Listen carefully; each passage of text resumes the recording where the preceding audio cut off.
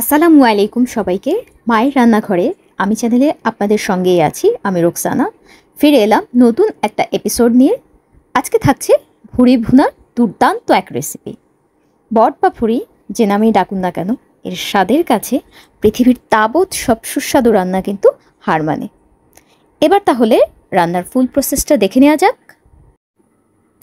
চুন দিয়ে পরিষ্কার করলে অনেকেই বলে ভুড়ির নাকি আসল স্বাদ পাওয়া যায় না, কিন্তু আমি বলবো স্বাদে খুব একটা হেরফের হবে না। কুরবানির সময় চুন দিয়েই আমরা ভুড়ি পরিষ্কার করে নিয়েছি। এরপর ভালো করে ধুয়ে হলুদ ও লবণ গরম পানিতে দিয়ে 10 মিনিট জাল দিয়ে ছাঁকনিতে ছেঁকে সঙ্গে সঙ্গে নর্মাল পানি দিয়ে ঠান্ডা করে নিয়েছি ভুড়িগুলো। এরপর চাইলে আপনি ফ্রোজেন করতে পারেন অথবা সঙ্গে সঙ্গেই কাটতে পারেন।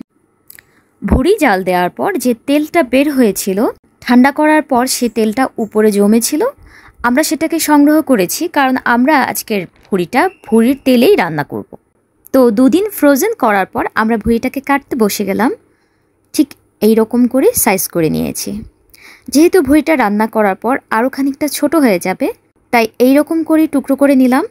দেখুন কত ঝকঝকে পরিষ্কার ভুড়ি, তাই না? এমন পরিষ্কার ভুড়ি হলে কারো কি আর খেতে অরুচি লাগে?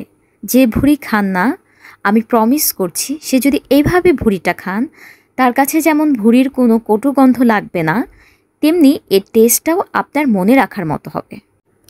আমরা আজকের রান্নায় বেশিরভাগ ভুড়ির মোটা অংশটাই ব্যবহার করব, তবে এখানে সামান্য কিছু চিকন নালিটাও আছে, এটাও পরিষ্কার করা। সব মিলিয়ে এখানে 1.5 কেজির মতো ভুড়ি আছে। আজকের ভুড়িটি রান্না করতে প্রথমেই নিলাম পেঁয়াজ 1 কাপ পরিমাণ, তেজপাতা নিয়েছি 4-5টি, নিয়েছি 10 কোয়া আস্ত রসুন, 10টি লং নিলাম, এখানে আছে 9-10টা সাদা এলাচ, একটা কালো এলাচ আর 1 ইঞ্চি পরিমাণ 4 টুকরো দারচিনি। এখানে একটা স্পেশাল মশলা রেডি করে নিয়েছি আমরা, যেটা ব্যবহার করলে ভুড়ির যে বাজে গন্ধটা সেটা একদম দূর হয়ে যাবে।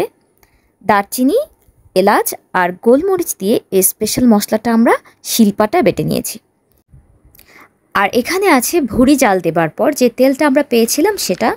আজকে আমরা এই তেলেই ভুড়িটা রান্না করব। প্রথমেই হাঁড়িতে তেলগুলো ছেড়ে গলিয়ে নিচ্ছি। আপনারা সাদা তেলেও ভুড়িটা রান্না করতে পারবেন।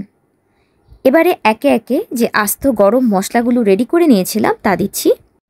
তো একে একে তেজপাতা, দারচিনি, কালো এলাচ, সাদা এলাচ ও লং দেবার পর দিয়ে দিচ্ছি 1 কাপ পরিমাণ পেঁয়াজ কুচি।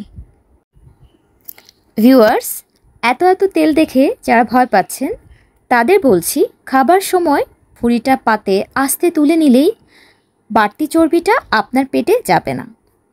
ভুড়ির তেলে ভুড়ি রান্না করলে ফ্লেভারটা কিন্তু দারুণ আসে।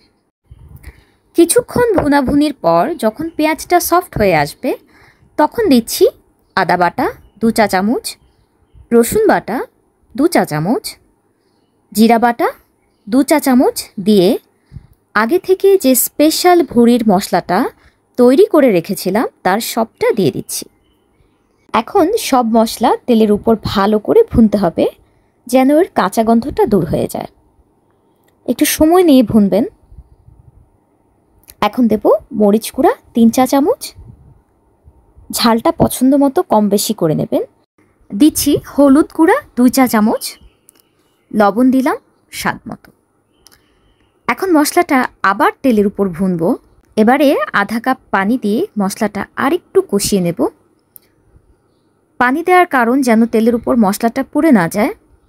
যখন তেলের উপর মশলা এভাবে উঠে আসবে, সেই পর্যায়ে ভুড়িগুলো ছেড়ে দিচ্ছি।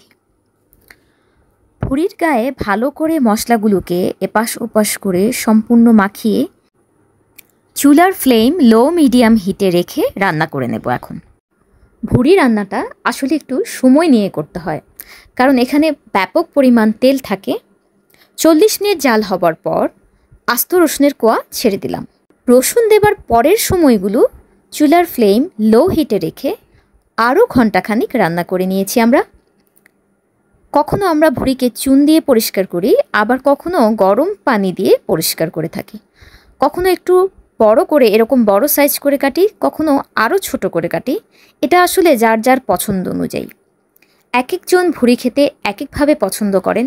কেউ একদম শুকিয়ে ফেলেন। আজকের আমাদের ভুড়িটা ভুনাই হবে, কিন্তু একটু গ্রেভি থাকবে।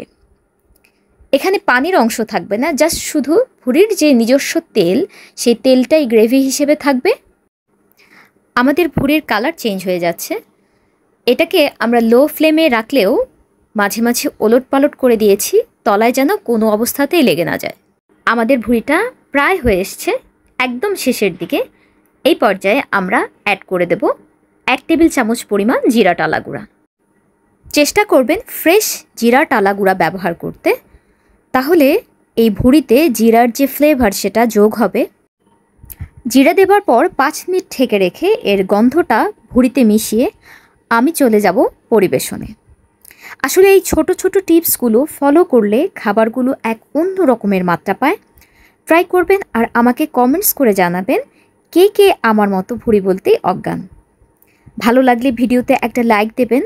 আসলে আপনাদের একটা লাইক আমাকে ভীষণ রকমের অনুপ্রাণিত করে।